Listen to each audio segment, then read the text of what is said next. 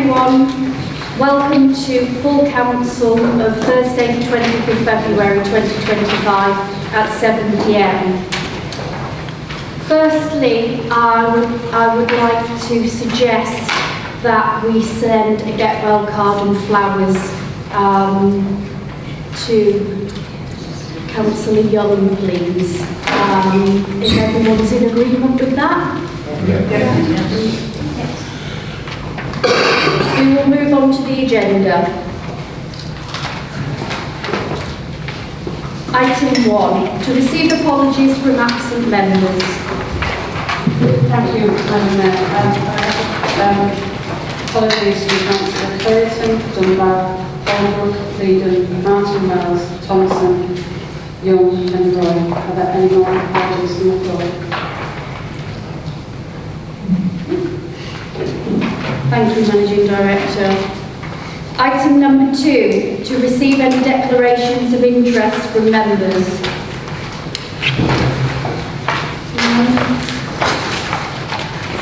Item number 3, to deal with any business required by statute to be done before any other business. Thank you. Item number 4, to approve the minutes of the last meetings of the extraordinary council meeting held on the 28th of November 2024 and the council meeting held on the 12th of December 2024 as the correct record. Councillor Little. James, before you, sorry. Is anybody on the person on this paper? No, not at this stage, Sue, but it's there, it's in my mindset. We are looking at doing some campaigns, some campaign works on safer roads, so I will keep it posted. But yeah, I haven't forgotten about it. Thank you, Councillor Moore. Thank you, Chair.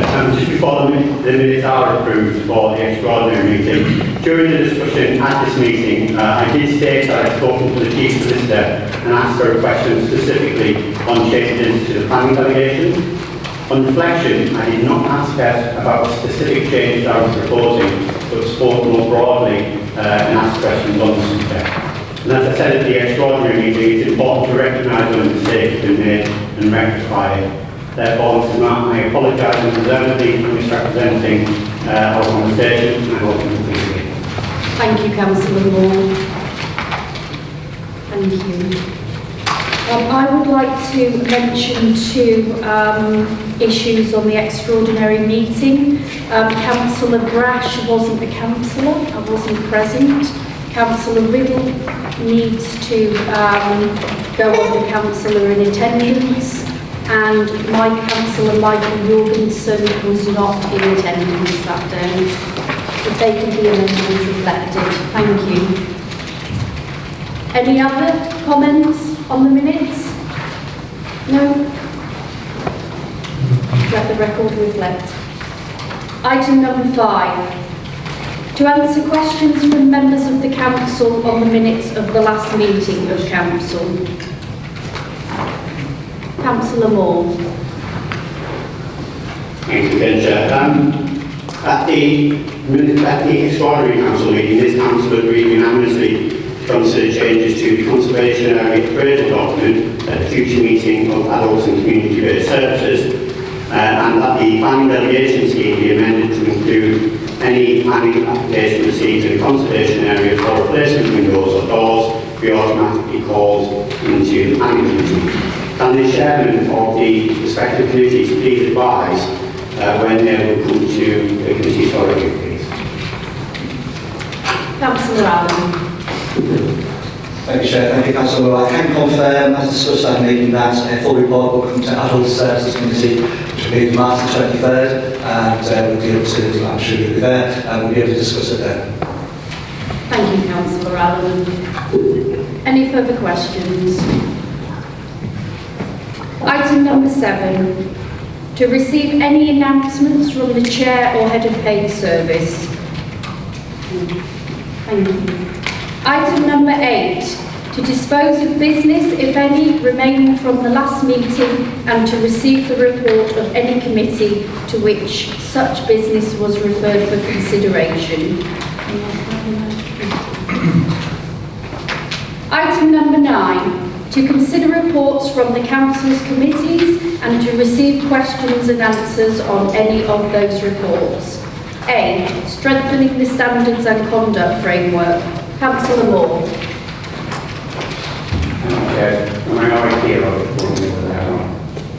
Entirely up to you. Chair, I present the report on strengthening the standards and conduct framework for the local authorities in England.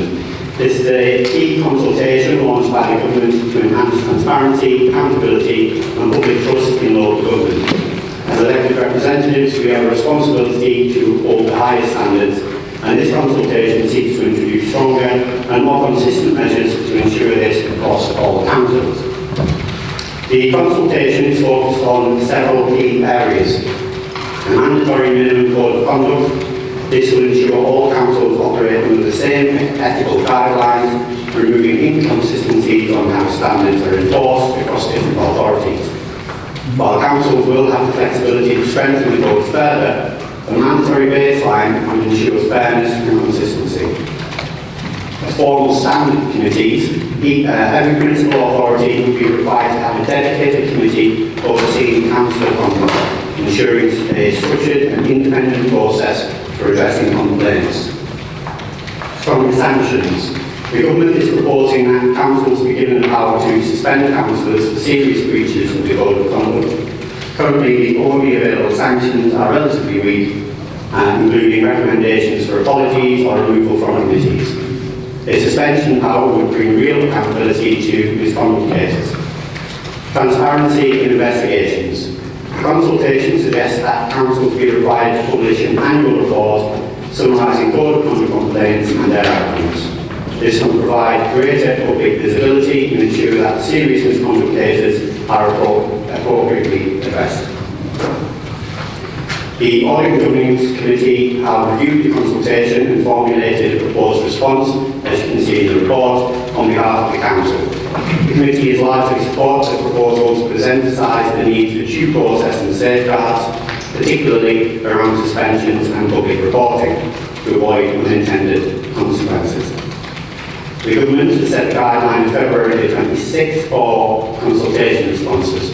So tonight we need to agree our formal position and approve the submission.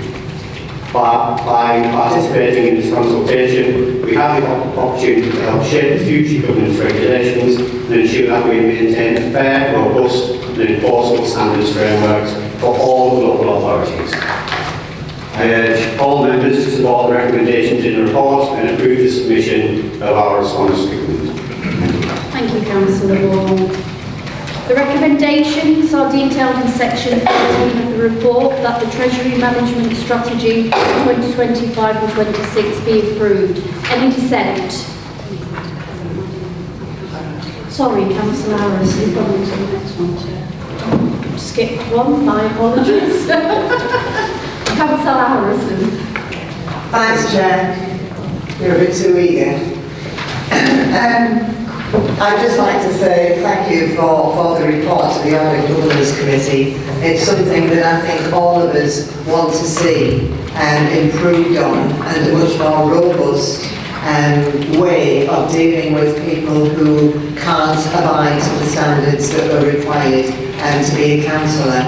And on the back of that, I would like to take this opportunity, even in his absence, to request, because of certain circumstances that happened recently, to request the resignation of Councillor Wallace. Thank you.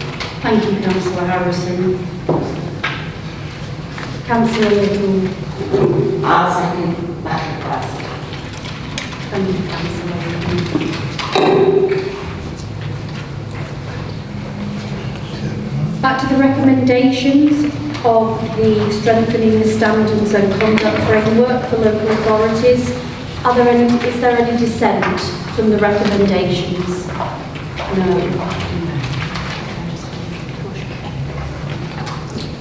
Just for the records, members, could I just ask that authority be delegated to me to make that submission? Thank you. Thank you, Chief Solicitor. 9B, periodic review of the Constitution, requests and requisitions for an extraordinary meeting of Council, report of Constitution. Chief Solicitor. Thank you, Madam Deputy Mayor.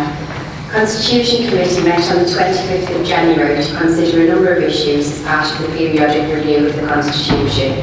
One of the issues related to the calling of extraordinary meetings, and members are asked to consider and approve the insertion of the wording which is set out in section 2 of the report to be included in the Council procedure rules. If members choose to approve, the changes will stand adjourned to the next meeting of Council and then be inserted into the rules. Thank you. Any dissent? Not dissent, just a question. Councillor Moore? Yeah. Thank you. First of all, just to quote a member from the opposite side of the chamber, this does seem like a knee-jerk reaction to the back of one extraordinary council meeting not going the way I sent in my report. But I do have one simple question for the Chief Solicitor, if I may. If approved this evening, the new procedural rule will require any requisition to specify the reason for calling a meeting and give notice of a motion or motions to be debated. So can you confirm whether this would stop, would or would not stop motions coming from the floor of Council that form as part of the day? No, it wouldn't. Any further questions?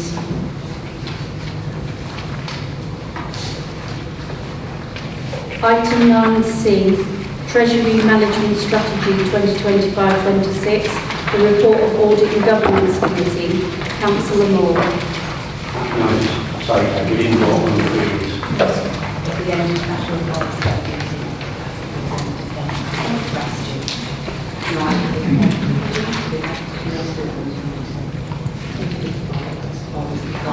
My apologies. Any dissent to 9B, the periodic review of the Constitution, requests and requisitions for extraordinary meeting of Council? Any dissent from members?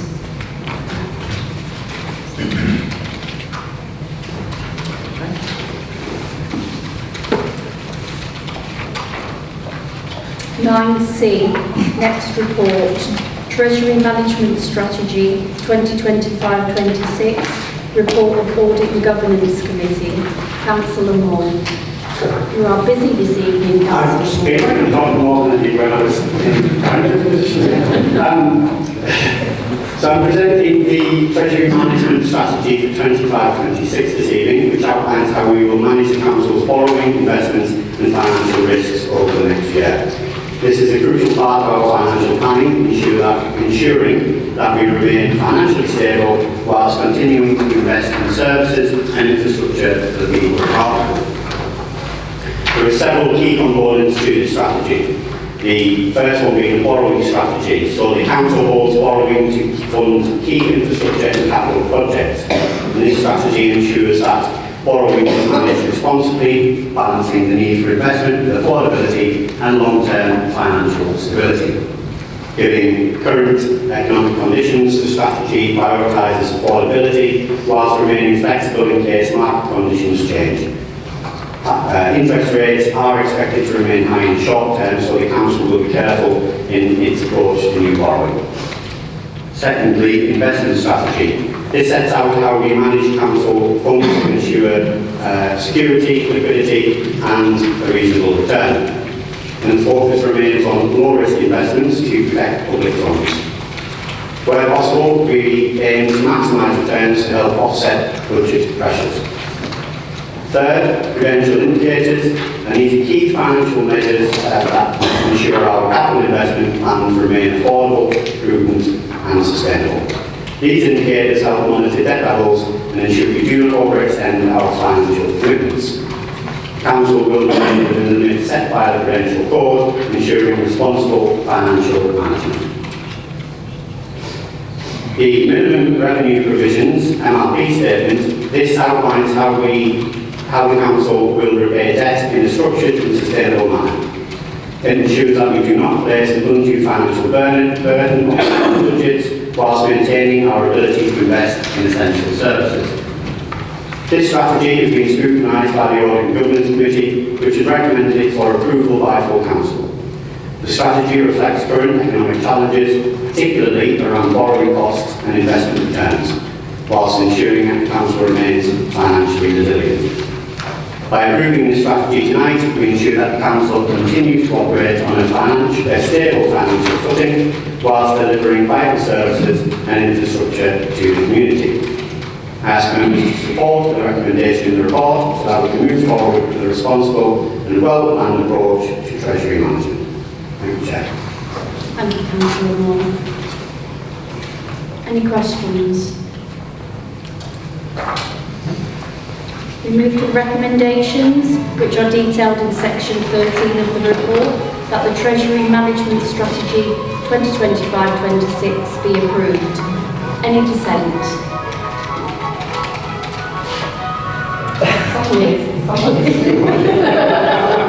That must be the chamber or... No dissent from members? Noted, thank you. Item number 10, to consider any other business specified in the summons to the meeting and to receive questions and answers on any of those items. Item 11, to consider reports from the policy committees. First one, proposals in relation to the Council's approved budget and policy framework, Capital Programme 2025-26 to 2028-29, Report of Finance and Policy Committee. Thank you very much. So the report to the Finance and Policy Committee highlights the need to produce an annual capital strategy document to ensure compliance with the Prudential Code for capital finance in local government. The objective of the document, which is attached as Appendix 1 in the report, is to set out how councils manage their capital plans and ensure they're integrated with the corporate plan, the medium finance strategy and the Treasury management strategy. The capital programme over the period totals £119 million and demonstrates our commitment to invest in Hartlepool. I'm sure that we're all looking forward to some of the schemes that are going on, such as the Highlight, coming to fruition.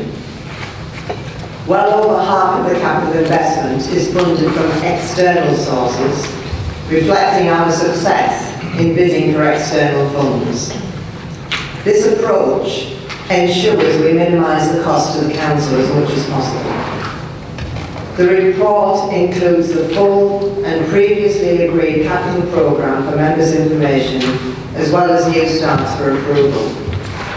The new starts are predominantly in regard to specific grant-funded schemes. The recommendations are detailed in 13 of the report, and that is to approve the capital strategy and also the capital new starts. Thanks. Thank you, Councillor Harrison. Any questions? Councillor Moore. Thank you. Councillor Harrison, in Appendix 1, Section 6.3, bullet point 2, talks about redevelopment potential of the civic quarter. Are you able tonight, if not, I'm happy to go in right afterwards, if you can update us on where we are with potential options for replacing this building as the home of October Council, and whether we have any time frames for moving forward on any decisions. I do have another question. Thanks, Councillor Moore. As far as the civic quarter is concerned, I think there's been a lot of discussion around it, but there's no firm details to let you know at the moment. But as soon as there is a plan, it will be publicised to all. Thank you. And then in Appendix 2, on the page titled Capital Programme Major Regeneration, the third row down is for the Borough Hall improvements. This has 2.191 million allocated for the coming year's budget. And I just wondered if I get details on what works will actually be carried out and when that would take place, please. So I'm sure we're all very keen to finally see this project start before any of the extra money is taken away. So thanks again for your question. My understanding is that a lot of the work that is taking place with that money you won't see. It's really restorative work to improve the building so that it remains standing basically. Councillor Hargreaves. I always like a fanfare before I start to I just wanted really to just highlight the good news that's in this, really, just to speak about all of the amazing capital development that's going on in Hartlepool. I mean, we did mention Councillor Harrison the highlights, and I had the opportunity this week with Councillor Allen to go and see how that's progressing. And if I said to you, it blows your socks off, it would be an understatement, I think, to go in there and see how that is developing and how that is massively going to transform the landscape of the waterfront is really, it was quite fantastic. And actually, I must pay tribute to Councillor Moore on that one, because I know that he had a lot of involvement in that and was actually one of the people who was instrumental in pushing for that. So thank you to you, Shane. But really, it's really, I think, it's really easy to get swept up in all the negativity that goes on and on social media and through our colleagues in the press. And actually, you know, we've got the Wesley Chapel being redeveloped, we've got the highlights, we've got stuff that's happening around the production village in Church Street and all of the capital development that's going to go on in there. We've just recently had, you know, £640,000 investment that's going to help us transform the Museum of Hartlepool. We've had another further 302,000 that's just been announced to restore the tower of the art gallery, which I incidentally got engaged at the top of, so there you go, very personal favourite of mine. But I think it just goes to show you just how much Hartlepool is, and our officers and our team are really punching above their weight and delivering for the people of the town. And it's really, again, as I said, it's easy to get swept up in the negativity, and resources are tight, and capital investment is always ring-fenced for just that, the capital investment. But I would really, really like us to focus, all of us as members, where we hear that negativity, is to challenge it and actually talk about the 140-odd million that's going to come in for capital investment and all of the other big developments that happen in our town that will inspire the next generations and will make us feel equally as proud of our town as we should do. And you know, the young people that I met who were doing T-level qualifications and are actually involved in the building of the highlight, I mean, the opportunity for them to do that is going to do more than anything they would ever learn in the classroom. So it's really, I know this is about the finances of it, but I just wanted to put on record how proud I am, how positive I think we should all feel about the developments that are happening in the town. Thank you, Councillor Hargreaves. Councillor Little. Just going on what Councillor Hargreaves just said there, one place that's really deep to my heart is Seaton Library, and it wasn't the investment that was going into Seaton Library, but it was earmarked for in 2017, with it staying with that life for another 10 years. The officers who are part of the Borough Council and their clean writing is absolutely out of this world because of all the things that we've had brought to our town, all the grants that we've won. So I'd like to really a massive thank you to those colleagues of yours who write those bits, because not just one extent like the Seaton Library, which is good. I've seen pictures and it looks absolutely fantastic, and it's extended my life for more of our other generations to come and enjoy reading and play. But please thank the officers concerned, because I really do take my hat to them. Thank you, Councillor Little. We will place on record a thank you to all our officers, especially the big team, on record for all of us councillors. Thank you, Councillor Little. Any further questions? This is a recorded vote. So the recommendations are detailed in section 13 of the report, and that is to approve the capital strategy and also the capital new starts. Raise of hands? No, this has to be recorded. Recorded. Right, I'm ready to be a long evening. We've got a number of recorded votes. So, those in favour or against? Councillor Allen? For. Councillor Bailey, please. For. Councillor Buddy? For. Councillor Bootman? For. Councillor Cook? For. Councillor Cranny? For. Councillor Creevy? For. Councillor Darby? For. Councillor Dodds? For. Councillor Feely? For. Councillor Hall? For. Councillor Hargreaves? For. Councillor Harrison? For. Councillor Jorgensen? For. Councillor Lindridge? For. Councillor Lindridge? For. Councillor Mail? For. Councillor Moore? For. Councillor Morley? For. Councillor Nelson? For. Councillor Oliver? For.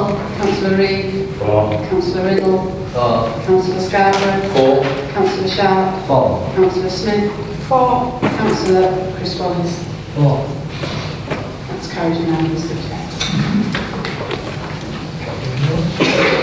Item 11A 2, NCFS 2025 to 2026, statutory budget and council tax determination report of the Finance and Policy Committee. Councillor Harrison. I'm just in competition with you, so. This is the annual budget report that requires approval of the budget for 25-26 and then the statutory calculations for council tax. I'm sure members on all sides recognise the difficult budget position we've faced in recent years. Reduced government funding during the austerity years, and in recent years significant pressures, many of which are outside of our control, has ultimately led to a budget gap of 16.5 million in 25-26. This is absolutely unprecedented. I'm therefore extremely grateful, as we all are, I think, and that our new Labour government has heard our calls for help, particularly from local government, and acted. Hartlepool will benefit from 10 million of additional government funding next year, significantly addressing our budget position. Importantly, this includes new funding of 3.6 million explicitly targeted at councils such as ours with a high deprivation and a low tax base. Members will no doubt welcome this new funding and the government's commitment to continue progressing a funding review for 26-27, and I think it gives a lot of hope for the future. Unfortunately, difficult decisions are still required to balance the budget this year, 25-26, which of course is a legal requirement. But we hope that by taking these decisions now, it's the first step on the path towards a sustainable financial future in Hartlepool. These difficult decisions include saving proposals of just short of 3 million. In proposing savings, we've sought to minimise the impact on our residents across the borough as far as able to. And I'm pleased to say we have been able to save some of the things that I think are dear to people's hearts, such as the car parking promotions, the annual fire display, and the Christmas trees. We're also proposing to increase council tax by 4.99%. This will equate to an increase of £1.27 a week for a typical Band A property. I know many members will find it very hard to support such an increase, given the impact on our residents, but it's a necessity to balance the budget and protects the council from making further, more stringent cuts to services. Cuts that could impact on our most vulnerable. Just before I move to the recommendations, I'm conscious that today is the culmination of many months of hard work to formulate the best possible budget for Hartlepool. And I can't stress enough how hard our finance officers have worked on this, and other officers, and members. And I'm grateful to both the officers and the members for their support and contribution to this process. The recommendations are set out in two parts, and section 14 of the report. Firstly, we're asked to approve the budget at 14.1, and if that is agreed, to approve the resulting statutory calculations, which includes the council tax set by precepting authorities. Thank you, Chair. Thank you, Councillor Harrison. Managing Director, if you'd like to do the recorded vote. Apologies, any questions? Right. Questions? Okay. For which? 14.1, the MTFS, 14.1, the recommendations, and then we'll do 14.2. Sorry, yeah, forgive me. Are we asking for questions on both or on one at a time? Any questions? Any questions? Any report that Councillor Harrison has just delivered? So I will ask again. Any questions?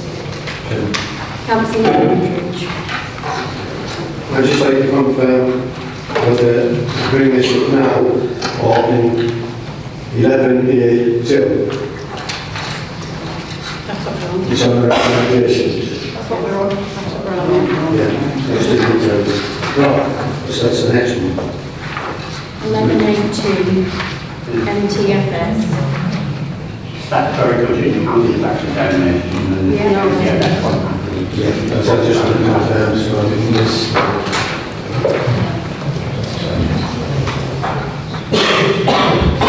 It's been twice and I didn't want to vote on this and find out.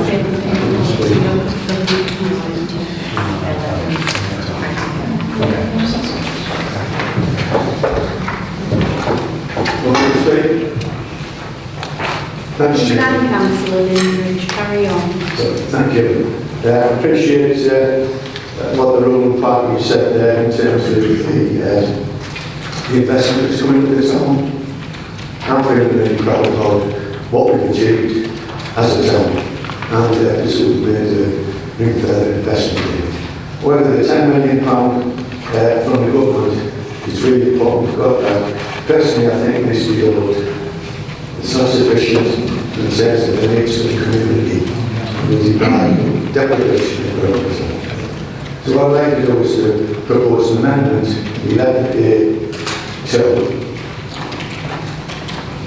And I hope for a goodwill gesture from the Roman Labour Party administration to support this amendment that the adult precept remains at 2%, but we propose a freeze in council tax, because I believe we need to give the residents help now.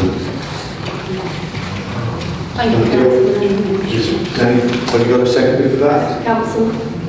Yes. Councillor Aldridge, can I just ask for clarification? Is 11.2 in the finance and policy report which went to committee in January, or are you actually referring to the covering council report, which is 14.12? The first part. So the council report, you can't change the finance and policy committee report, you can only change. I understand that, yeah, this is So the it's proposal. 14.12, just for members' clarification for council report, not 11.1. Can we ask questions? An amendment proposed, so we should vote on that amendment. Could I have a recorded vote on that? Could I ask a question clarification? Yeah. Yes, Councillor. Thanks, Councillor Aldridge, for that last minute amendment.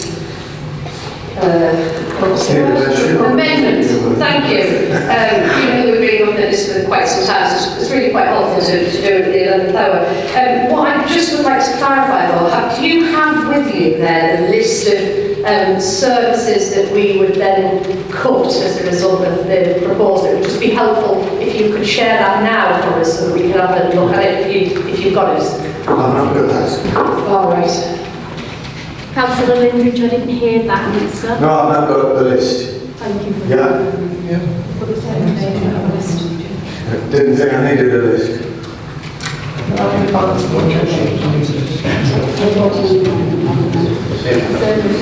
Okay, we're going to vote on the amendment. It has to be a It has to be a recorded vote. So, Those in favour, for or against Councillor Linbridge amendment? Councillor Allen? Against. Councillor Bailey-Fleet? Against. Councillor Body? Against. Councillor Buchan? For. Councillor Cook? Against. Councillor Cranny? For. Councillor Creevy? Against. Councillor Darby? For. Councillor Dodds? Against. Councillor Feeney? Against. Councillor Hall? Against. Councillor Hargreaves? Against. Councillor Harrison? Against. Councillor Jorgensen? Against. Councillor Lindridge? For. Councillor Little? For. Councillor Mayo? Against. Councillor Moore? Abstain. Councillor Morley? Against. Councillor Nelson? Against. Councillor Oliver? Against. Councillor Reid? For. Councillor Riddle? Against. Councillor Scarborough? Against. Councillor Sharp? Against. Councillor Smith? Councillor Christopher Wallace? Against.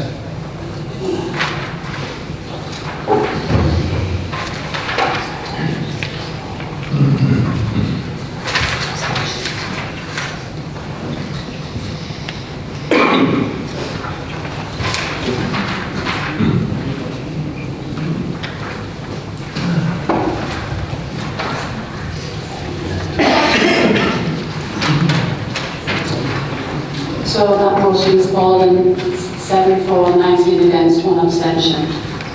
So we now go back to the original recommendations. Thank you, Managing Director. Councillor Moore. Thank you, Chair. This evening, I was intending on just being nice, as I try to be all the time. I was expecting my colleague, Councillor Young, to fire all the bullets. To be honest, I thought it would have been nice just to fight my father. Having said that, I'm still not going to fire bullets, to be honest.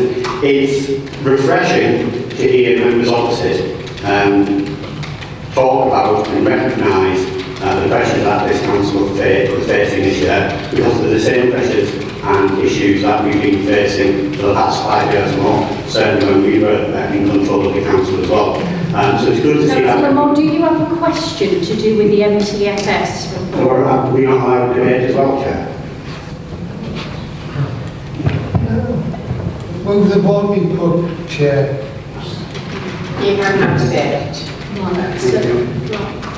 So at the moment, this doesn't feel like a debate because you haven't put your foot forward, Chair, Councillor.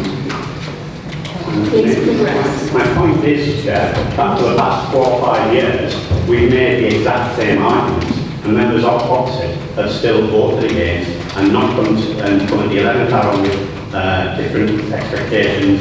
And Councillor Lindbridge there made a proposal at the 11th hour, which I appreciate, and I completely understand the point that Councillor Hargreaves made, that it's a culmination of work, and have you come with alternative cuts? No, he hasn't. But then again, the same arguments were made by us, 2 members opposite, previously. So it's good to see the ruling group now leading, understanding the difficult decisions that this council faces and taking difficult decisions. That said, I will not be supporting the budget this evening because there are things in there that unfortunately I'm not happy with, but I will not, I haven't been able to voice that opinion at the committee stage. Thank you. Thank you, Councillor Moore.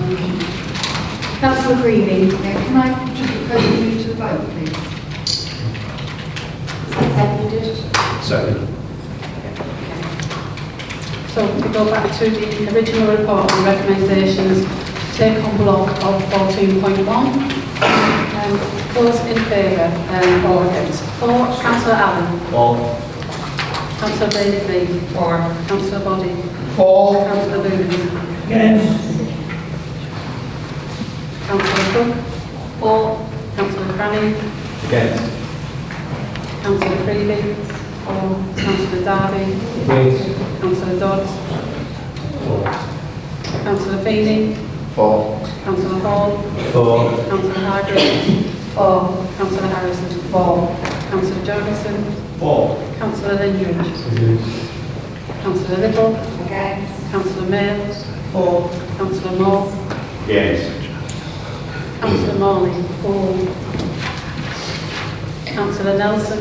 4. Councillor Oliver. 4. Councillor Reid. Against. Councillor Riddle. 4. Councillor Scarborough. 4. Councillor Sharp. 4. Councillor Smith. Against. Councillor Christopher Wallace. 4.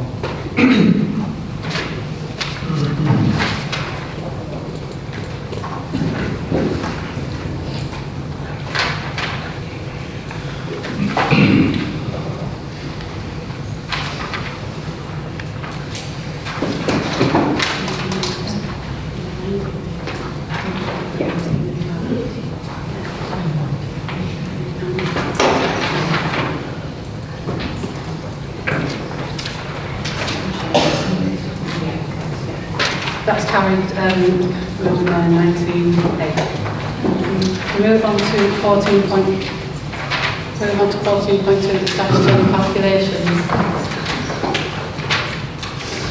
Those in favour or against? Councillor Allen. 4. Councillor Bailey, please. Councillor Body. 4. Councillor Buchan. Councillor Cook. 4. Councillor Cranny. Against.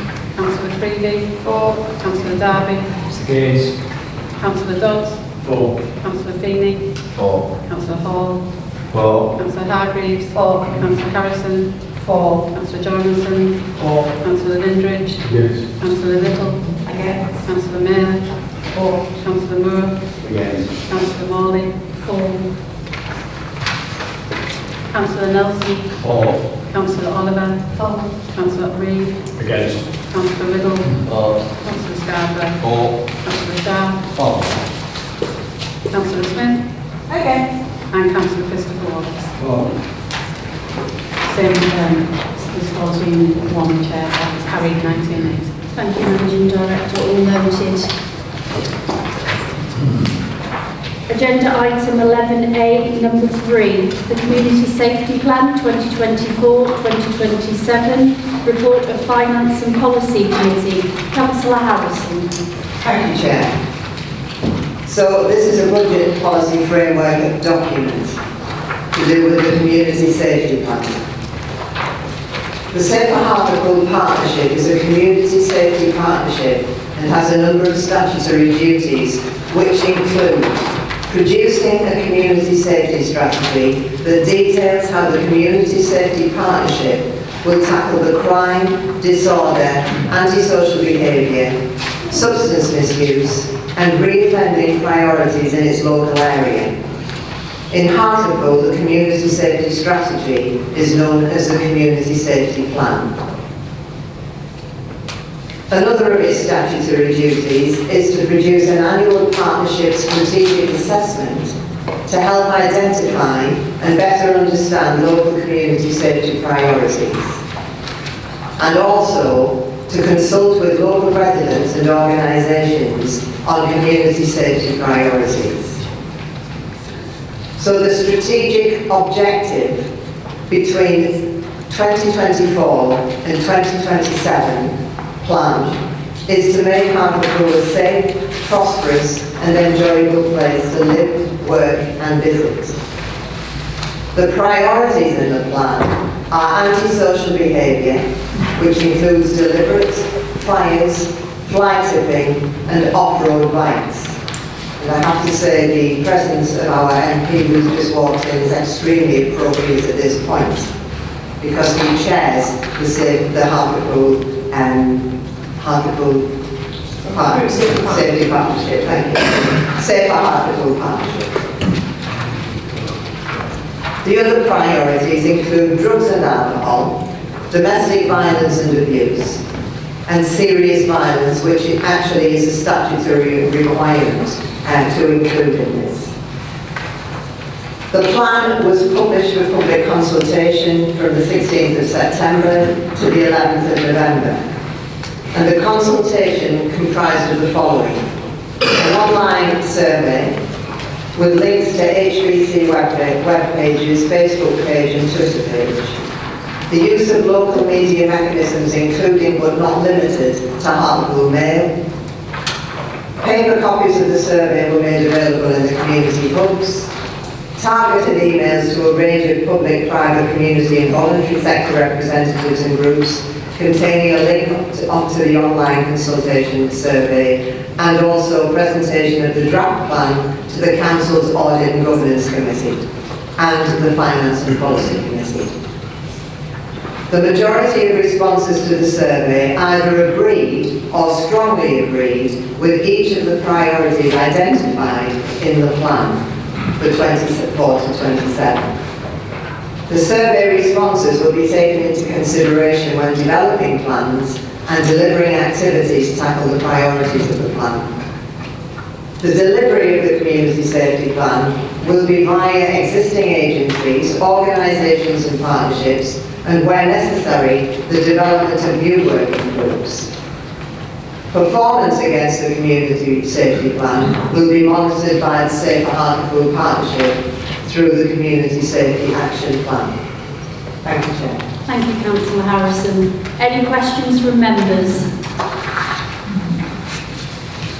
Councillor Lynn. Yes, comprehensive plan.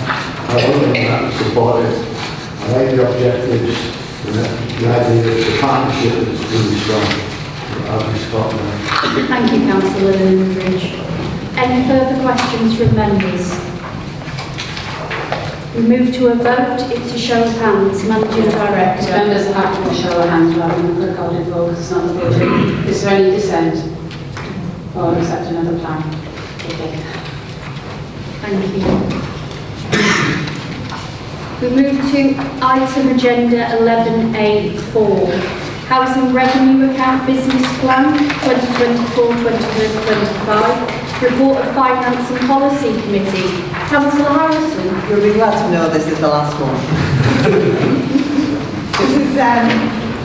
This is the HRA business plan, and the report to Finance and Policy Committee included in Annex 1 proposes a rent increase for 24-25 of 2.7%. And this is the recommendation for approval by Finance and Policy.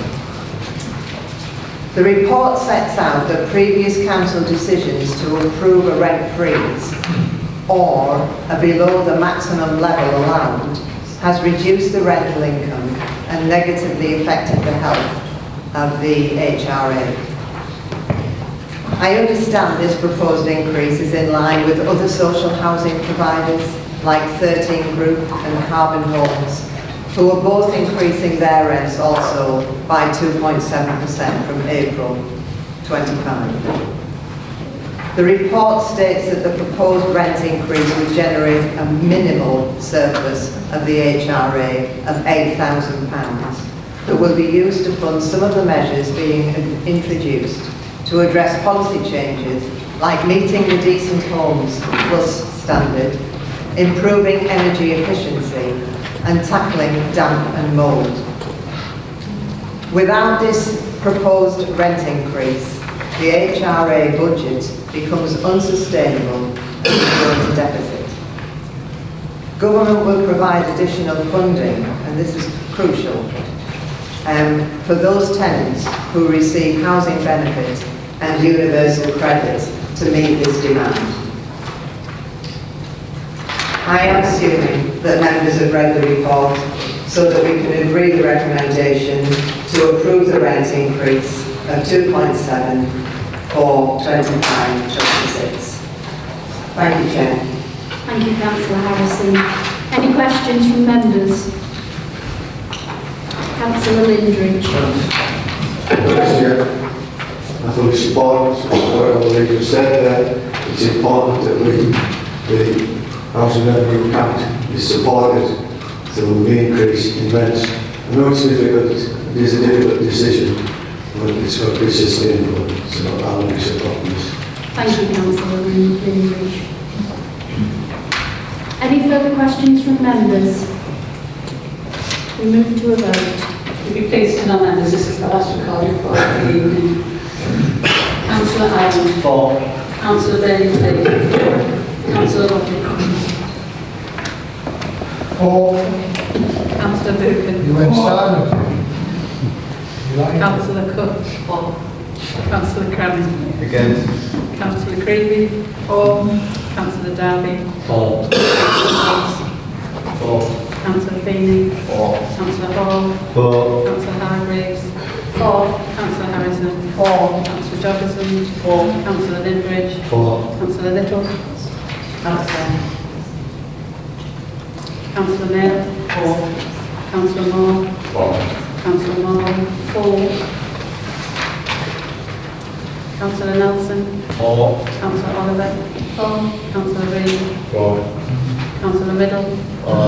Councillor Scarborough. For. Councillor Shaw. For. Councillor Smith. Against.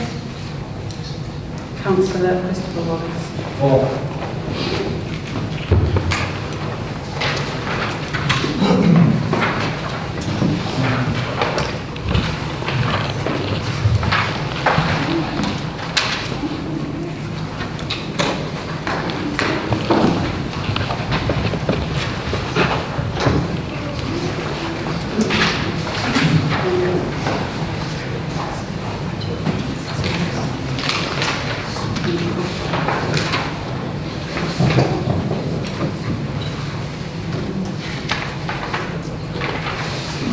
That vote is carried 24 in favour, 2 against and 1 abstention.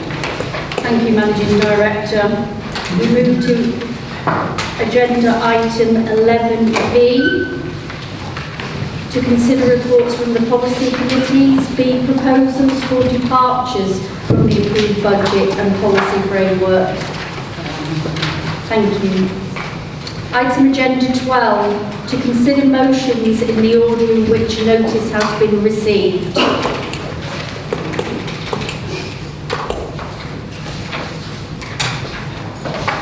Councillor Little.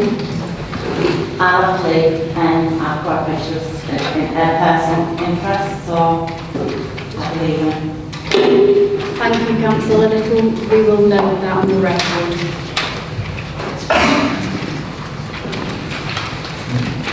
The first motion is supporting public transport in Hartlepool and across the Tees Valley.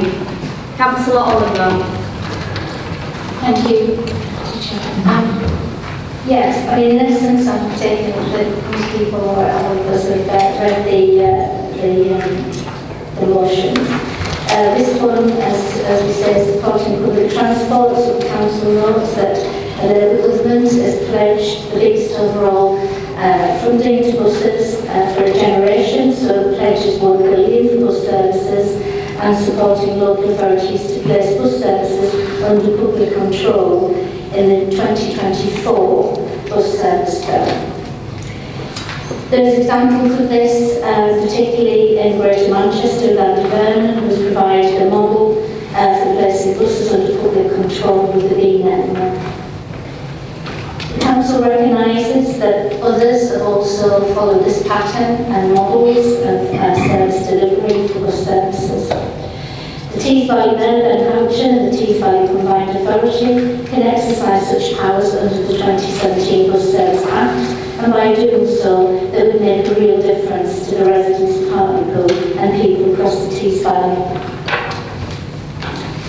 So the motion is asking that we write to Tees Valley Mayor and Hampshire and the TVCA, urging them, 1, to franchise local bus services using the powers afforded to the Mayor by the 27 Bus Service Act, to fund a maximum £2 bus fare across the Tees Valley and maintain a £1 bus fare cap on under 21s, reinstate a regular and reliable bus service to areas with unreliable links to buses and public transport, such as, but not limited to, Burbank, Dalton PC, Elwood and Hartlepool. Thank you, Councillor Oliver. Councillor Allen. Thank you, Madam Chair. Just rise a second important motion. Just to say that the Government's pledge for funding bus services and support for local authorities to place bus services under public control is transformative and an important step forward. Austerity and huge cuts to local government saw funding for buses in England and Wales reduced by 33% between 2010 and 2019. In 2018, it was reported there had been a loss of 134 million miles of bus routes in that decade, with the north-east of England the worst affected. The privatisation of the UK's bus provision means that companies can change or close routes without public consultation or any consideration of the community it's supposed to serve, basically putting profits before people's needs. Funding that was available for bus services was used to subsidise profitable routes. Even living in a town centre like myself in Victoria doesn't guarantee a good bus service to where you want to be. As you said before, we've seen the success of the B network in Greater Manchester under Labour Mayor and where affordable fares and reliable services have put people at the heart of services. Labour Mayor Steve Rotherham in Liverpool has utilised his powers to franchise local bus services, and it's time for Tory Tees Valley Mayor Ben Houchin and the Tees Valley Combined Authority to follow suit. By franchising local bus services, we can ensure good quality for the public in Hartlepool and the entire Tees Valley, a maximum bus fare of £2 and maintaining the £1 fare for 121s from May travel, affordable for all, reinstating and supporting reliable bus services to underserved areas and will connect our communities. We must urge Ben Houchin together as a council and the TPCA to take these steps and make a real difference for Hartlepool and the Tees Valley. Thank you. Thank you, Councillor Allen. Councillor Ridley. Thank you, Chair. I'd just like to express my support for this motion first of all. I want to give a bit of this perspective from residents of Burbank, particularly, which is mentioned in the motion on behalf of myself and my colleagues and represent people in that ward. They don't really have a typical or regular bus service, and that's why they'll be mentioned in this area as well. They'll be mentioned in the motion. And for example, for their experience, they wanted to get a bus, for example, from middle of Burbank, say the central Method, to Hartlepool Hospital. They would need to walk 15 minutes to get to a bus stop, to get to the bus, and then get the bus to Hartlepool Hospital. If you want to go to North East Hospital, which you all know is a bit further away, it's Southampton, they'd again have to walk 15 minutes to get to that bus, and I think 2 buses, and 90 minutes later, they would get to North East Hospital. An easy one, I suppose, is Burbank to Seaton. You think it would be easy, but it isn't. Again, 15 minutes to get to the bus, and I think by the time I got there, it takes about just over half an hour. If you were walking that whole distance, you would only be taking 10 minutes longer to make that journey, walking the entire way, supposed to get the bus, and that's just to Seaton. So I think it highlights obviously a lot of issues. And I think if the Tees Valley Mayor doesn't act upon this, we will be isolating residents and whole communities by not taking up this opportunity to integrate bus services. We'll be isolating residents from key services, as we've explained. We'll be isolating from the local economy as well. And I think when we don't, when we do this, we'll isolate, there are no winners. So just to summarise, I don't think it's a radical idea. In fact, I think it's good common sense to promote this issue and invest in our residents, which is something that I've had precious little experience of in recent years. So with that in mind, I should hope that all members should back this motion and back their residents. Thank you, Councillor. Can I move it to the vote, please? Can I just move it to the I'd like to vote? speak. Second?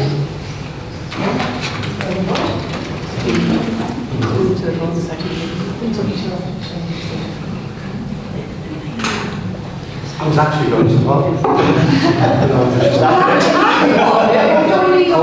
I haven't made a determination yet, thank you very much. We've got 2 speakers left to speak, Councillor Dodds and Councillor Moore. Councillor Dodds put his hand up first, Councillor Moore, so we'll have Councillor Dodds, then you'll Thank you, Chair. I suspect Council Moores probably said something similar. A lot of people probably remember when we actually had nationalised bus services. We had blue buses on Headland, we had the corporation buses, and you could actually get around the town by bus. It was quite easy. I went to get a bus just to Headland within, it's, they're there, but it's a pain, and I'm quite fit and healthy, so I have the option to walk. A lot of people don't. And the ability for us to put buses where we want, to get the routes that we want. Residents in the Headlands can't get a direct bus to the hospital. I think just in this day and age, that's ridiculous that residents have to go from the Headland to the town centre and get a bus back out to get to the hospital. We have, you know, there are members on various committees that have pushed for better bus routes, but at the end of the day, we are hamstrung because of the privatisation of the buses. So it is really important that we look to Manchester, Liverpool and others that are already doing this, and we can see that there's a model there that does work. So it's quite negligent not to have done so already, and I think it would be criminal if the TVCA didn't follow that model now and bring those bus services back in and make them run to help our residents and to help people in our communities so they can get to where they need to go. It's a fundamental right that people need to be able to get around. Thank you, Councillor Dodds. Councillor Moore. Yeah, I did promise I'll be brief. Not only do I support this, I'd actually go further. Rather than just franchising local bus services, I would bring back in public ownership completely. But I suspect I'm just going to have to make do with seeing the beautiful stagecoach bus driving around Hartlepool in the old Burgundy and Cream Limited Corporation buses. A lot of the issues that were raised by Councillor Riddle earlier, and also from my colleague there, Councillor Dodds, a simple reintroduction of the number 12 bus service from the Headland, going through Westview to the near the hospital, into the town centre, down Church Street, past Burbank to Seek Route, solves many of the problems, and have the ability to dig in and bring that type of service back would be a massive plus for us. I do remember having this conversation with Ben Houchin a number of years ago, before the introduction of the I was going to say 10 buses, but I can't remember. T-Flex. And at the time, I believe the proposals from Andy Burnham were being challenged by Stagecoach in the court, and so the view was taken that we need to see how that plays out, and afterwards we can take a view on that. That's played out, let's take a view on it, and let's go. Thank you, Councillor Moore. Councillor Oliver, then Councillor Lindridge. Councillor Oliver. Yeah, thank you. As a representative on the Tees Valley Corporate Authorities Bus Transport Committee, I can inform you that we have put forward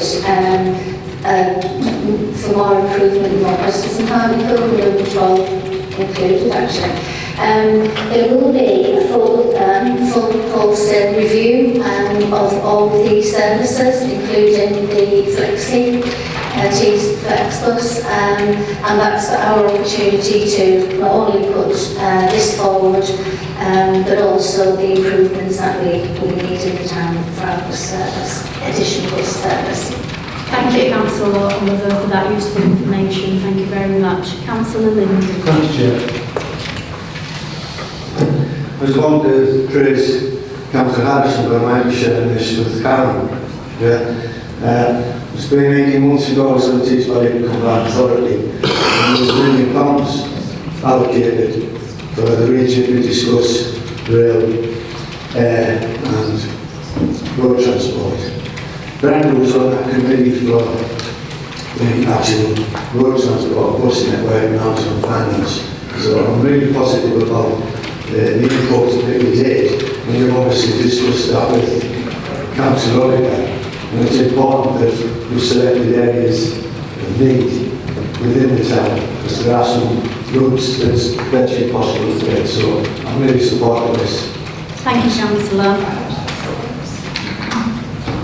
Go to the vote. Managing Director. Is there any dissent? I'm getting the feeling everyone supported this motion. No dissent. Excellent. Thank you, all noted. Motion B, reforming council tax for Hartlepool. Councillor Body. Thank you, Madam Deputy Mayor. I'll try to stay within the 5 minutes. Try being able to work with me. Many of the issues that we discussed earlier flow from the problems that this motion highlights. One of the erudite scholars at Cambridge University dealing with local government public finance described the council tax system that we have is a deeply broken system. And I would imagine most of us would agree with that. Bit of history. Some of us in the room will remember the poll tax that came into being in November 1990. It only lasted 2 years because by the November of that very year, 40% of the potential payers were defaulters, which led South Yorkshire Police to say, even if there was a court order, they weren't going to arrest any of the defaulters because they couldn't do it with the stuff in their hand, they had nowhere to put them, and they wouldn't pay anything.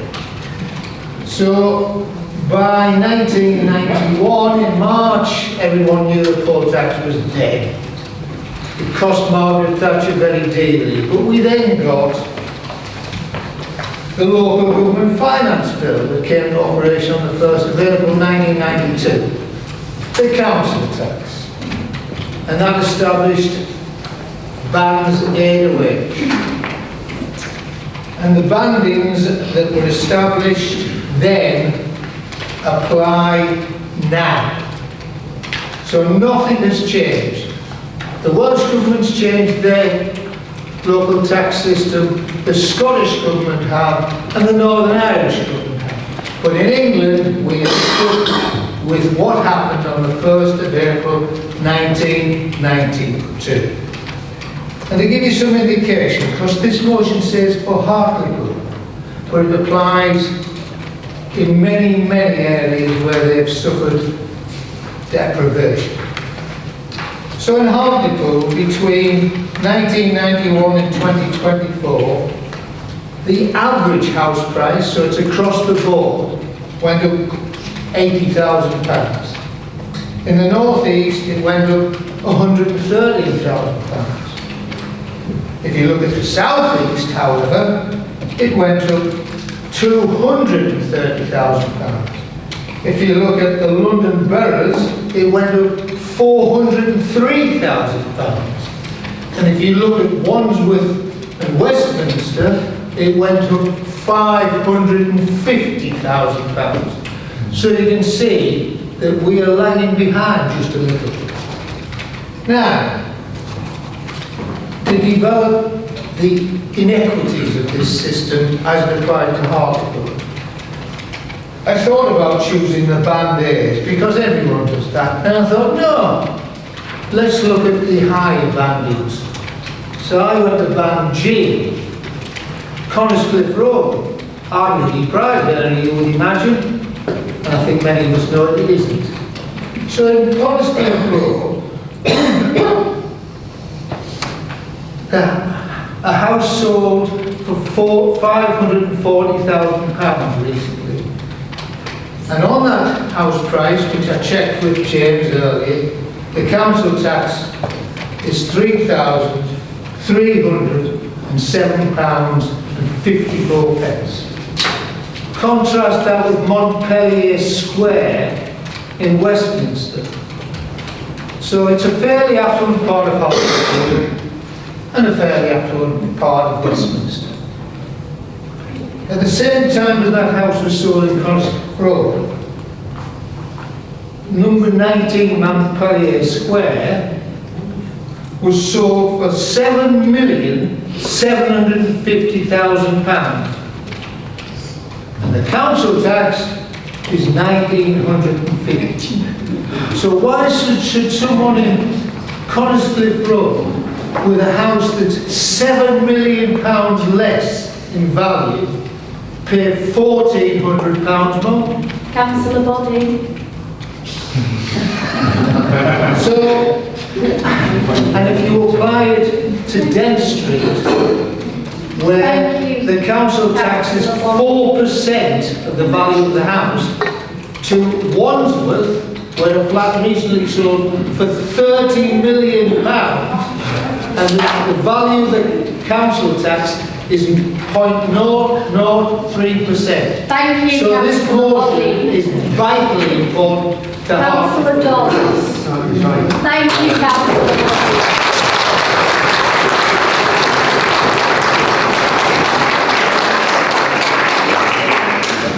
Councillor Loddy.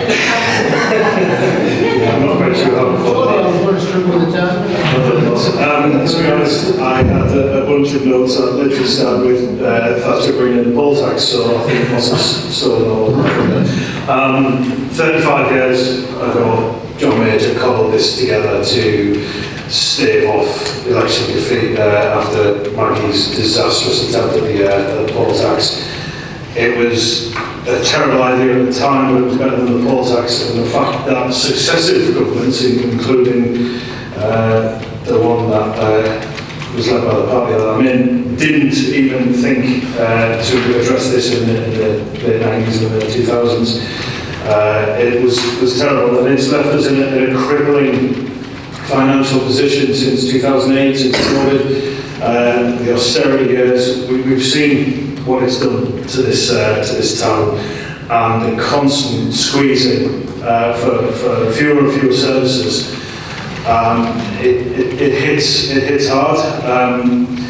So the fact that Jonathan, our MP, has managed to pull together an all-party parliamentary group to actually tackle this, well, all party apart from Reform, apparently don't think this is an important issue, but we have colleagues across the spectrum in Westminster are now going to look at this is of vital importance to Hartlepool. I won't go any further because I think Moss has quite eloquently said everything that needs to. The only thing I'll add is, on personal, I live on Lancaster Road and I'm paying more in council tax than a house in Westminster. It's unconscionable. So I will second this motion and hope that everybody will support it. Thank you very much, Chair. Councillor Dawes. Councillor Scarborough. Thank you, Chair. I think this is a massive important thing for this town. It will be for other areas as well, but council tax, as we know, is outdated, it's regressive, it's unjust, and it's unfair. And the unfairness is being felt by everybody in this town, people sitting in this public gallery. There's a lot of negativity in politics, locally and nationally, but we should look at positives here. We've got our local MP leading the all-party group on this in Westminster. I think that's something he should be praised for, and something that we should all support. This isn't about party politics. We've had a little bit of that tonight with the council tax discussions earlier. This is something I hope all members will support, what the MP is doing in the all-party group.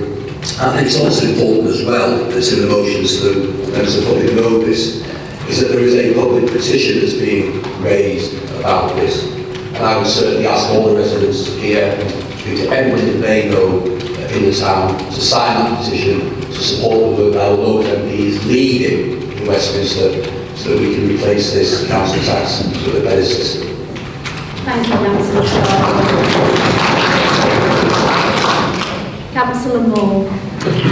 Thank you, Chair. I just got a question on the motion. I don't know who might be able to answer it. It's just in relation specifically to the public petition. Can someone confirm whether or not the data that is collected as part of this local petition will be held on file by a political party or MP, or if it will be destroyed after it's used for its intended purpose? My understanding is it will be handed over to Parliament, and I think, I don't know how it works in Parliament, I think it gets handed in and then due to else is destroyed after a period of time. Councillor Moore. Thank you. I appreciate that we hand it over, but I also know in the past other political parties, when they've ran local campaigns for petitions, to use it as a means of collecting data for of voters at their venues at later dates. So I'm just trying to establish that that won't be happening in this one, especially given we are being asked to publicly endorse the petition, put it in council buildings, and also put it in council corporate newsletters, which potentially could be seen as breaching neutrality, or in fact breaching the code of recommended practice on local authority government speech. And I don't want, I'm not accusing anybody here, but I don't want this local authority to run foul of anything we accused of. Thank you, Councillor Moore. Mr Brash. Thank you, Chair. Parliamentary rules stipulate that it is a paper copy only, which makes it an absolute pain in the backside to get signed, I have to say. I'd much rather be online, but it means the data is literally physically on that piece of paper. It's handed to Parliament. It's not held by my office once it's handed over. It's gone as part of a parliamentary petition. I should just say, it's not an MP's petition. Parliamentary petitions are on behalf of the public. You charge me to give it to Parliament and present it to. Thank you for confirming that. Any further questions? Councillor Hargreaves. Oh, that was a quick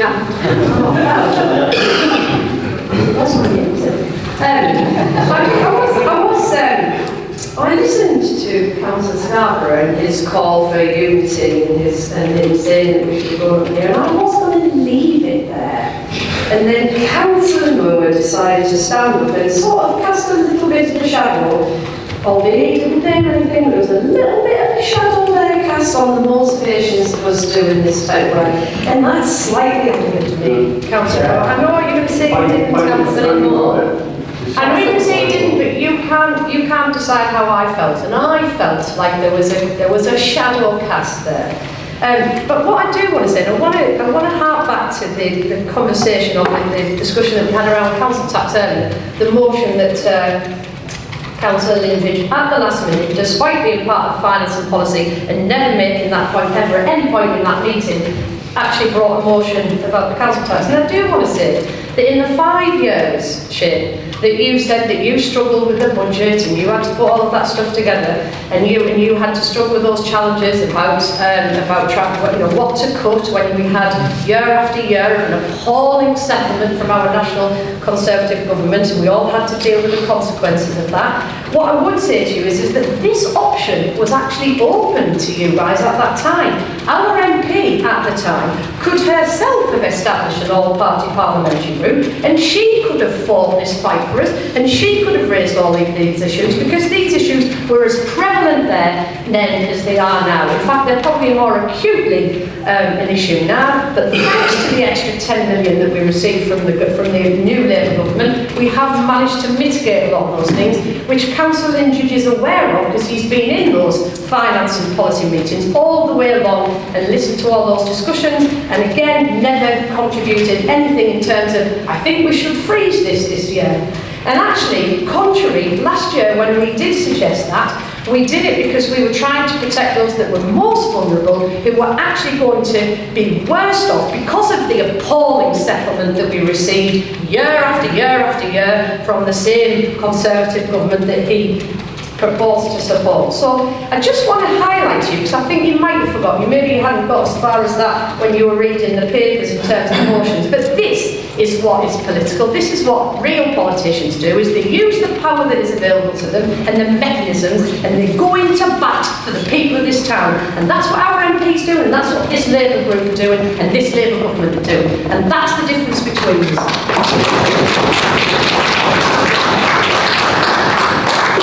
Thank you, Councillor Hargreaves. Councillor Moore. Thank you, Chair. I'm only going to respond to the fact that I was misrepresented there. There was no intention that there was ulterior motives at all. As I stated, I'm making sure that I'm trying to protect the reputation of this local authority, and I do not want to see us fall foul of neutrality. It's an issue I've raised with the Managing Director on a number of occasions over previous months. I don't think there's an ulterior motive. I genuinely believe that members on both sides of this chamber want to see council tax reform. I've argued about this for years, and I fully support it. And as for the previous MP not doing enough, I agree with her. She didn't do enough. And we said that as much in this council chamber numerous times. So yes, I'm really pleased to see that the current MP is leading on this. But I needed to make sure that this council will not fall foul of neutrality. Thank you, Councillor Moore. Councillor Lindridge. Thanks, Chair. I'm not getting into an argument with the opposition or the ruling party here. So I'm adamant that when the point was raised about the council tax, I said I wasn't prepared for an increase in council tax However, when we had put in vote the club, they do endorse this, it was an en bloc vote. So when that went through, it was voted en bloc, and I said that I'm still against the council tax increase, and that's the drive. Thank you. Thank you, Councillor Lindridge. Councillor Creevy. Yeah, just for clarification really. I know that we had some discussions with the monitoring officer about the legalities of how the petition within government council buildings, I don't know where I'm at today, in the buildings. Can I just clarify that that's correct, that it's a petition of the people for Parliament, is that right? Chief Solicitor. Yeah, that's correct. The government will also, there's a privacy notice on their website which explains what government do with the data that's collected, and that it's handled in accordance with the Data Protection Act and only used for the purposes for which it's collected, but there is further information about who or what organisations it would be shared with online. Thank you, Chief Solicitor. Councillor Creevy. Sorry, just wanted to come back on that. And am I right in thinking it's the same for anything that goes into Heartbeat or elsewhere as well? Chief Solicitor. So, yeah, how do you mean? I think using the Heartbeat application. Yeah. Yeah, that's okay because it's a public petition, as long as it's not seen to be endorsing any particular political party. Perfect, thank you. Thank you, Chief Solicitor.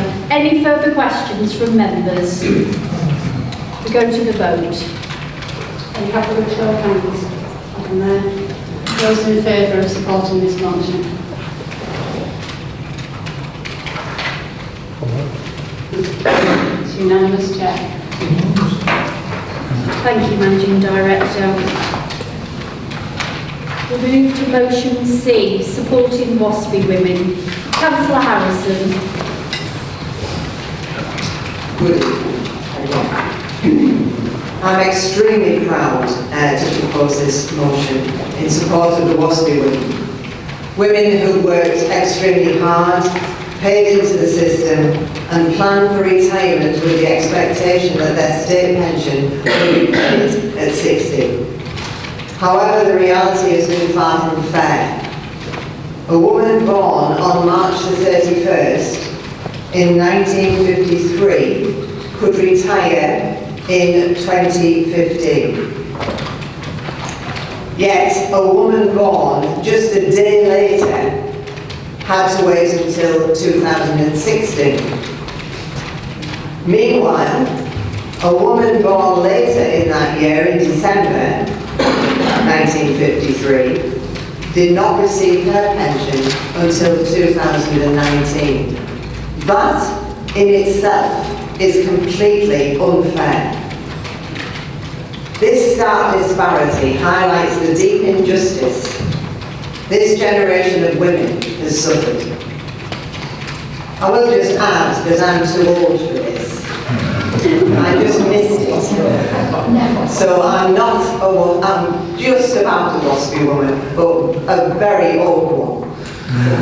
The changes to the state pension age came as a shocking surprise, leaving many WASPI women struggling both financially and emotionally. Many had already left work, taken early retirement, or were unable to continue in physically demanding jobs. Faced with sudden financial hardship, some have tried to go back into the job market only to find it extremely difficult. It's simply wrong.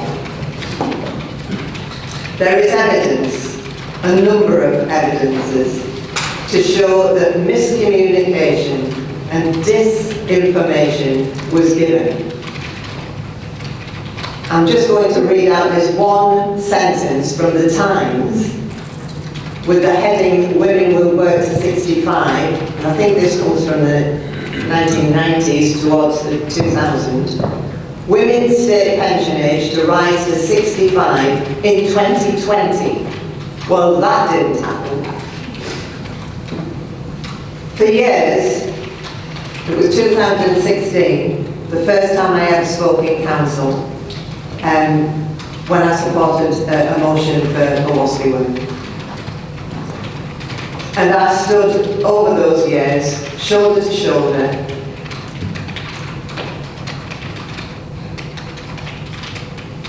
with my friends in the heart of the WASPI campaign. And I'll continue to do so alongside my colleagues. The whole council have always supported the WASPI issue. The WASPI's tireless work has kept this issue at the forefront of politics in our community. And I commend them for their unwavering dedication and welcome them here today.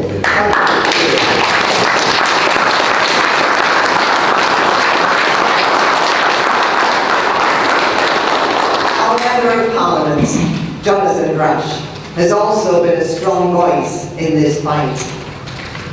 Personally, I'm so pleased that he has. It's very difficult to oppose your own government. It's not easy, but I really thank him for standing up for what's morally right, a fair and proportionate resolution to this injustice. So this motion calls on Council to write to the Secretary of State for Work and Pensions and the Chancellor of the Exchequer, urging them to recognise the profound injustice, reconsider their decision in light of the PHSO's recommendation, and ensure greater transparency and communication around future changes to pension policy. We recognise that the Labour government has inherited a dire economic situation, and we know that difficult decisions must be made. However, we must also ensure that the WASPI women of Hartlepool know that this council, their Labour councillors and others, and their MPs stand with them and will fight to get the government to reconsider their decision. I urge all councillors to support this motion, support the WASPI women, and support our community.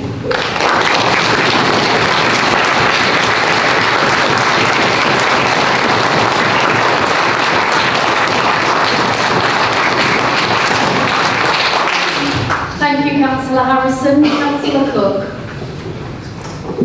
Thank you, Chair. I'll help with all of that. I think Councillor Harrison said pretty much everything, but I would like to reiterate the message that she has given. I too am very proud to second this motion in support of WASPI women. Women who worked hard, contributed to the system, and expected the dignity of fair retirement, only to be let down by successive governments who have moved the goalposts over 3 decades since 1995. This isn't just an issue about pensions, it's an issue of fairness, justice, and the treatment of a generation of women who we disregarded and ignored. Women were told that when they reached 60, they would receive the pensions they earned, but instead they were met with broken promises. The retirement age was raised without proper communication, which left many with no time to prepare. Women who had already left work or taken early retirement suddenly found themselves facing years of financial uncertainty. Let us be clear, this is not about opposing equalisation of pension ages, but about the way in which these changes were implemented. The government failed to properly inform women of these changes, leaving many in limbo. The lack of notice and support has caused untold financial and emotional distress to women who had already contributed so much to society. The injustice is undeniable and the consequences have been devastating. I want to take a moment to thank the dedicated women of Hartlepool WASPI campaign, many of them who are here tonight. They fought tirelessly to bring attention to this issue, ensuring that the women affected are not forgotten. Their commitment, resilience and determination has been inspiring. They deserve our full support. I also want to recognise the work of our Member of Parliament, Jonathan Brash, for standing up against this government, which is not an easy thing to do. This motion is an important step in keeping up the pressure. We call upon the government to do the right thing, to acknowledge the injustice, to reconsider their decision in light of the findings of Parliamentary Health and Services of Ombudsman, and to ensure that no other generation of workers is treated this way again. And the government must listen. and they will stand. The WASPI women of Hartlepool deserve answers, they deserve justice, and they deserve action. This council must stand with them, send a clear message to Westminster, and demand a fair and proportionate resolution to this injustice. And I urge every councillor in this chamber to support this motion today, and let's all stand together and ensure that their voices are heard.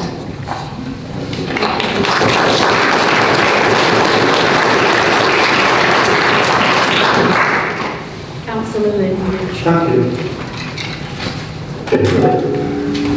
I think this is a fantastic, necessary motion. I thank Councillor Harrison and Councillor Cook for presenting that quite eloquently. In the 80s, I was a financial advisor and I was making plans for females at 60. And obviously that was devastating for them, but also affected the spouse, the partners. It extended the retirement age and it was really painful for them. So when people were expecting to stay pension at 60, plus a lump sum, and then endowment or whatever, an additional pension from the potential allowance represented at the time, there was obviously a lot of financial pain. And I had lots of friends and relations, many clients, so I fully appreciate that there's issues now that need addressing, and the funding should go in for that retrospectively. So I'm fully supportive of this. Thank you, Councillor Lynch. Any further questions? Councillor Creevy. It's not a question. I think I'm going to be very, very brief. I think one of the things that really makes me cross about the decision that was made by the government on this is around, it was a decision that was made by the financial or the ombudsman looked into this. If we're saying that we can ignore the decisions or the recommendations made by the ombudsman, then we can say that, or anyone can say that. So a bank could say that, or a housing association could say that, and that's not fair. We would stand up and say that that was unfair if that was the case. I think the other thing is that there's been talk about whether people were really financially impacted by this, but I think ultimately, whether people were individually impacted or not, I think what people lost the opportunity to make decisions, like you would have been if you'd been involved at that point, but people lost the opportunity to make informed decisions, which would have then led to significant financial loss for them. So I think it's really important. I think also I would like to congratulate the members of the WASPI campaign, a couple of whom I would consider friends as well, as a result really, so particularly Barbara and Lynn, but also for those of you that, or those of your friends that are no longer with us as well. Thank you, Councillor Creevy. Councillor Moore.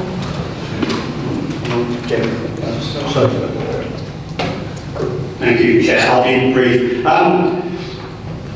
I'm disappointed we're here again. This must be what, fourth or fifth time we've all sat in this chamber now. We've discussed this and the absolute travesty that happened. And one of the things, and please don't misunderstand this isn't a party political point, it isn't. One of the things I actually hoped for from the incoming government was that they were going to fix this travesty, and I was really, really disappointed that it didn't happen. I will give him a little bit of, a rare bit of praise, and I do congratulate Jonathan on going against the government and making the right choice when it came to the vote in Parliament. I can't say much more than what Brenda and Councillor Cook, Councillor Cook has already said, and what we've said numerous other times. I am so proud that this council has consistently, through many, many years, supported these ladies, and I hope we will continue to do so until the correct decision is made. Thank you, Councillor Moore.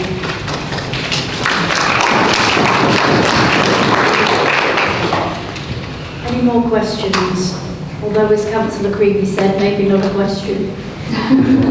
Any more points? No?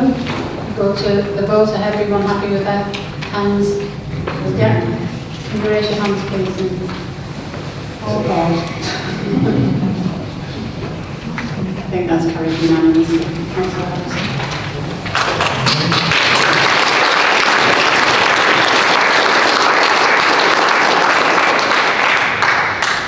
Thank you, Managing Director. We move on to item 13. To receive the Managing Director's report and to pass such resolutions thereon as may be deemed necessary. Managing Director. Thank you, Madam Mayor. At our meeting of Council on the 3rd of October 2024, it's agreed we would appoint an independent member to SMAP's committee. In January this year, interviews were held and Mr John Dave was appointed to the role, subject to references and DBS checks. Councillors asked to notice appointment. Members will recall that agreement of a programme of council dates for the year was set out in the annual council meeting. I must advise members it says the 21st of May, it's actually the 20th of May. And approval is sought to actually add an additional meeting for the 1st of May, commencing on 7 o'clock. And everyone, if that's okay, we'll put that in the diary.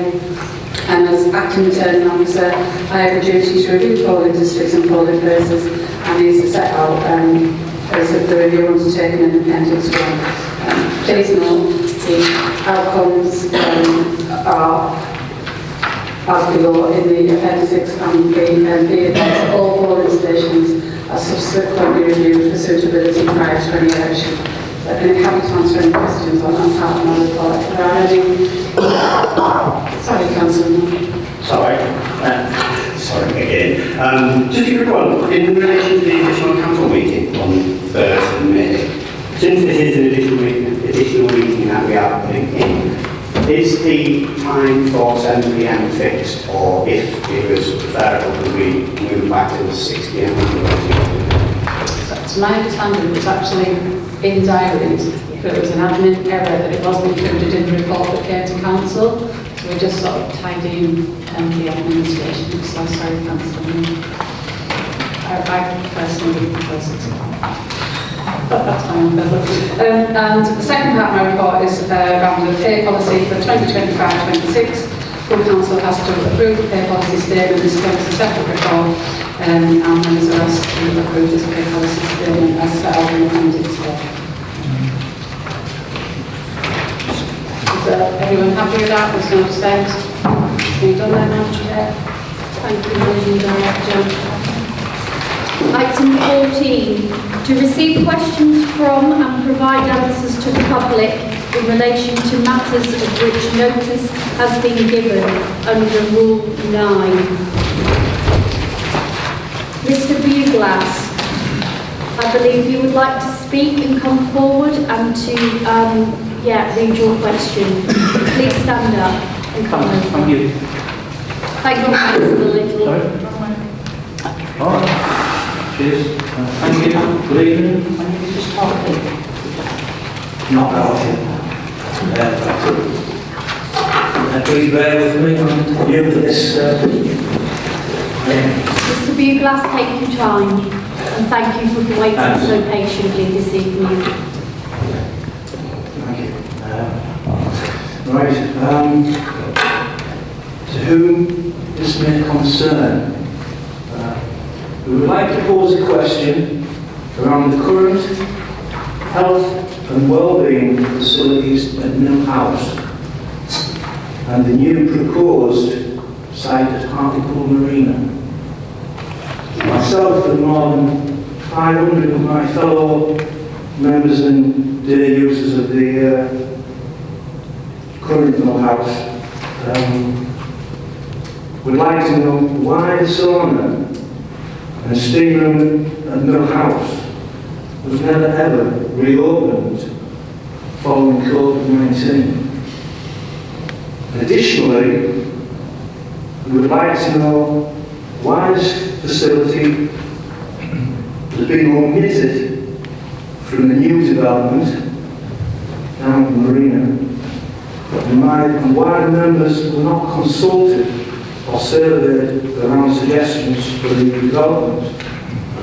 There's currently a petition which is approaching around about 1,000 signatures supporting this facility. The members would just like their opinions to be listened to. And that's about it. Thank you, Mr. Buglass. Should I sit down? Yes, sit down. Councillor Allen. Madam Chair, Mr. Cook, I'd like to comment today. I just want to give you an answer to your question that you just asked. Post-COVID facilities with poor ventilation and high physical contact, like saunas and steam rooms, were reopened cautiously. These areas were in poor condition. It did not meet quality standards, leading to frequent complaints. The income generated was minimal and high maintenance costs. It was estimated that bringing the areas to acceptable standards would cost over £40,000 and capital funding was not available to support this, particularly given the development of highlights and limited life in Millhouse Leisure Centre. Residents and users were consulted multiple times about future leisure provisions. Annual surveys from 2020 to 2024 gathered 870 responses, with only 22 comments favouring a steam room and sauna.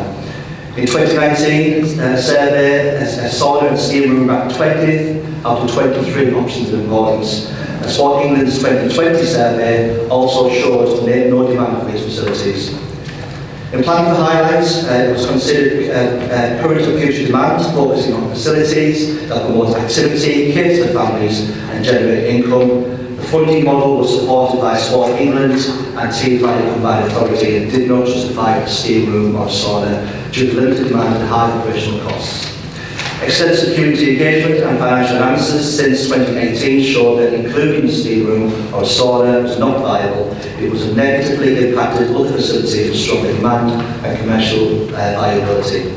Adding such facilities now would incur high costs, would delay the project and risk the project overall. The decision was based on thorough analysis and community feedback, prioritising facilities that meet broader needs and ensure sustainability. That all being said, I will be happy to meet with yourself, along with the Chair of the Growth and Regeneration, Councillor Hargreaves, to discuss the matter further. Thank you, Councillor Allen. Mr. Buglas, please stand. Yeah. Thank you. Do you feel your question has been answered? Sort of. I mean, I like the sound of possibly meeting with Councillor Hargreaves and Councillor Allen as well, to maybe speak about what possibly could happen in the future, you know. I'm just wondering how I've managed to sort of pull these there's actually 1,000, it's getting there. I use the mill house regularly, possibly up to 6 times a week. Now I'm actually retired. I spent 45 years out in the North Sea as a fisherman in Hartlepool. It's benefited me. I have 2 new knees in from my work, I think it's from my work. And I did use the mill house facilities leading up to COVID regularly, and there was quite a number of people using this facility. And when we came out of COVID, it just seemed like it was just put to one side. There was some money spent. I remember the money being spent leading up to as going to COVID. And when we came back, it just wasn't reopened. And, you know, it seemed to be everyone scratching their head, you know. In line with our constitution, Mr. Buglas, you can ask further supplementary questions to Councillor Allen, or you have a choice to meet him and the team later on at the time and date of your choice. In that meeting with them? Or you can ask further supplementary today. That is your right under the constitution. Right. A question now. A question, yeah. But you know, a lot of the feedback I'm getting online. There's so many people that are under this presumption that it's going to be in the new facility. It's going to be there, and they're shocked that it isn't. I mean, it's a state-of-the-art building, all singing, all dancing. The highlight health and wellbeing centre, but without a wellbeing suite. And the medical sort of returns from having a sauna and steam room for people who have, you know, aches, pains, limb replacements, Parkinson's disease. I mean, I was speaking to a guy the other week, Parkinson's disease, he's in the middle house with me, shit, I mean, bless him. He is missing that hour sauna and steam room. He's still working, he's travelling up down the country, going to these facilities and other places. Coming back to his own town, we haven't got one. There's one there in the house. There's guys there I speak to, trained electrically. They said they can get that one minimum amount of money. I think it needs a bit of time in there. I mean, I might be. No, thank you, Mr. Buglass, I want to give you your time allocated so you can Sorry, speak. yeah. Can you hear me okay? Pardon? Can you? More than years I spent at sea with a boat, blasting away, fishing.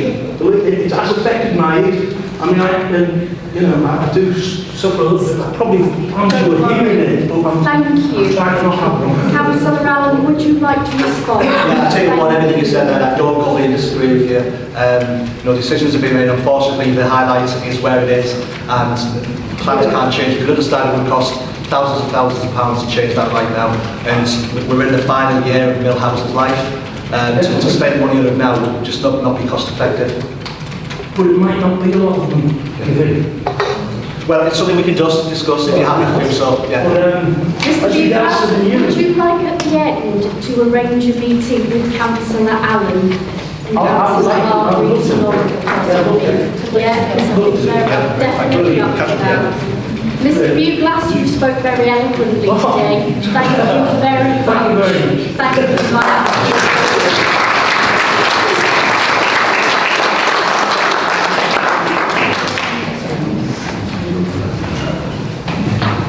Thank you. Item 15A, to answer questions of members of the council under Rule 10.